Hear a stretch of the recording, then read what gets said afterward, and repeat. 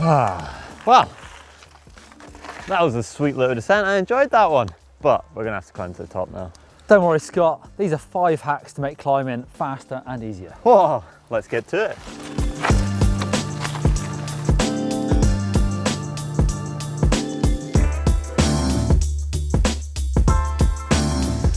My first point is all to do with tyres. There's 2 key points here. You've got rotational weight and then also tread pattern and how that rolls. But let's take a look at that weight. Now, some people actually say that the weight of the tyre, or even the wheel too, actually has a bigger effect, and some say up to 3 times the weight compared to if that was stationary. And what I really mean by that is just that rotational weight to get the wheel actually spinning around and rotating can make a huge difference to how easy it is to climb to the top of the hill.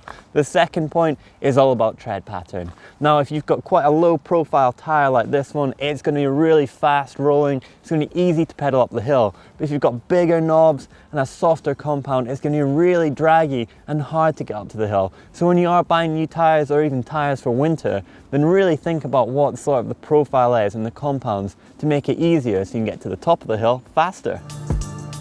Weight makes a massive difference to how fast and easy you find these climbs. So if you can drop some weight, your power to weight ratio is going to improve and it'll just be much easier getting up there. So there's 2 ways of doing that. You've got your body and you've got your bike. One's going to take quite a lot of effort to lose the weight.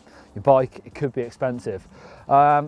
Cheap ways of doing it, maybe get rid of some of the accessories on there that you don't need, making your bike tubeless, or maybe even going to one by, or riding more often, or getting down the gym.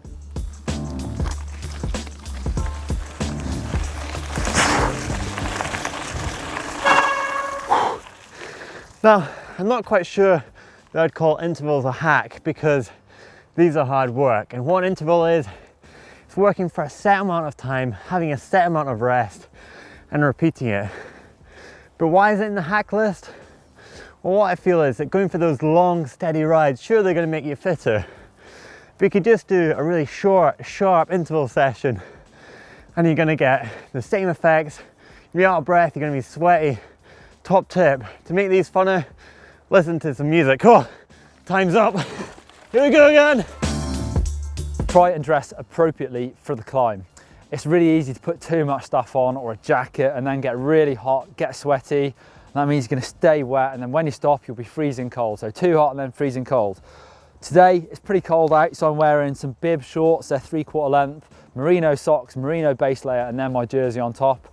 It's going to wick away the sweat and keep me just about warm enough. Gear selection makes a big difference to how efficient you're going to climb. Too high a gear, you're going to burn your leg muscles up too early. Too low a gear, you're just not going to get anywhere. So play around your gears. Good cross-country riders will be changing gear an awful lot to try and keep the bike in that perfect cadence.